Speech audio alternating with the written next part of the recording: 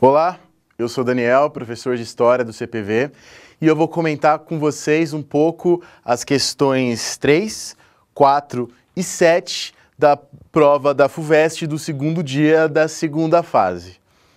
A prova de Humanidades em geral da FUVEST esse ano teve como grande marca, como grande característica, a chamada interdisciplinaridade.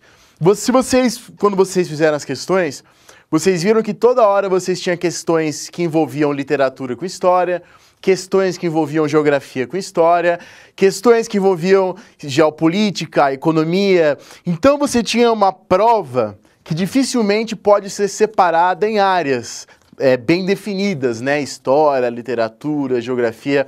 A prova de Humanidades estava altamente interdisciplinar, o que nós acreditamos, o ideal para uma prova que vá te ajudar na vida e que vá te avaliar para a sua vida. Então veja só, a questão 3 fala do movimento fundamental da literatura, da arte e da cultura brasileira no século XX, que é o movimento modernista. Você tinha dois quadros, e por esses dois quadros você tinha que identificar que esses quadros fazem parte do movimento modernista. Aqui você tem Anita Malfatti, que inaugura o modernismo do ponto de vista das artes plásticas, e Tarsila do Amaral, né, que introduz vários temas tropicais, várias cores novas ao modernismo. Então vamos às perguntas. Alternativa A pedia justamente para você identificar o nome desse movimento artístico. Bastava dizer que se referia ao movimento modernista. Você deveria saber também algumas características desse movimento. Você deveria saber que o modernismo surge nos anos 20, que o modernismo supera a República Velha do ponto de vista cultural. O modernismo traz uma nova visão do Brasil, uma nova forma de enxergar e de interpretar o Brasil. O modernismo acaba com interpretações racistas do Brasil. O modernismo acaba com interpretações climáticas do Brasil e coloca interpretações mais complexas. Vamos dizer que o modernismo é um movimento que valoriza a cultura brasileira. A cultura brasileira deixa de ser vista como rude. A cultura brasileira deixa de ser vista como bruta, como inferior e passa a ser valorizada. Vamos dizer que o modernismo rompe com os padrões acadêmicos de produção artística, de pintura, né, de música. Você tem uma valorização do nacional. Você tem o Mário de Andrade, por exemplo, indo fazer expedições folclóricas, defendendo que o Brasil está na cultura popular, na cultura do povo, no sertanejo, no caipira, no samba, na capoeira. Você tem Villa-Lobos fazendo uma interpretação clássica do chorinho. Então, quer dizer, uma nova forma de enxergar a cultura nacional. Você pode citar que o modernismo, rompendo com os padrões acadêmicos, valoriza aquilo que é novo, lembrando a famosa frase de Oswald de Andrade: somos contra a cópia, pela invenção e pela surpresa. Então o modernismo é justamente um movimento fundamental. Na alternativa B, você tinha que se lembrar que os modernistas, no ano de 1922, no Teatro Municipal de São Paulo, se manifestaram, se abriram ao país a partir da chamada Semana da Arte Moderna, que escandaliza a burguesia paulistana, acostumada com aquela cultura de elite. Muito bem. Bastava você citar alguma dessas coisas. Próxima questão que a gente vai comentar, a questão 4. Essa mais envolvendo história e economia. Fala da questão da balança comercial. Você tem aqui dois gráficos. Um falando da evolução da balança comercial francesa, outro falando da evolução da balança comercial inglesa, aí dos períodos que envolvem do século XVIII. Você deveria, primeiramente, discorrer sobre o significado do termo balança comercial. A ideia de balança comercial é uma ideia baseada na ideia de soma zero no comércio. A ideia de que todas as trocas comerciais serão sempre boas para um lado e negativas para outro. Em outras palavras, a ideia da balança comercial diz o seguinte: uma balança comercial é favorável quando um país exporta muito e importa menos do que exporta. Uma balança comercial é desfavorável quando um país importa mais do que exporta.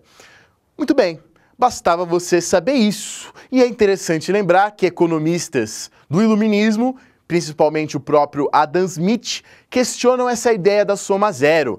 O Adam Smith defende que numa troca comercial é possível que ambas as partes saiam beneficiadas. Muito bem. Na alternativa B, você tinha que comparar os processos político-econômicos da França e da Inglaterra no século XVIII, né? Lembrando sempre da questão colonial desses dois países no século XVIII. O que você tinha que lembrar? Você tinha que lembrar que no século XVIII, a Inglaterra passa a se consolidar como uma potência da Europa. É no século XVIII que a Inglaterra conhece a Revolução Industrial, que a Inglaterra se consolida como uma potência marítima, econômica, capitalista, industrial. Isso é fundamental para o domínio econômico da Inglaterra, que é, né, principalmente forte no século seguinte, no século XIX. Você tinha que lembrar que a Inglaterra tinha como sua principal colônia as chamadas 13 colônias, que no final do século XVIII conhecem a sua independência, formando os chamados Estados Unidos da América. Em relação à França, você ia lembrar que o mercantilismo francês era chamado de colbertismo, baseado em mercadorias de luxo. Você ia lembrar que os franceses colonizavam regiões como Quebec, regiões como a Louisiana, várias regiões da América do Norte, na qual os franceses exploravam principalmente tecidos, peles. Você tinha que lembrar também que os franceses colonizavam regiões das Antilhas, como o Haiti, mas a colônia do Haiti vai ser mais importante, né, justamente por causa do açúcar, né? São feitas grandes plantations escravistas no Haiti.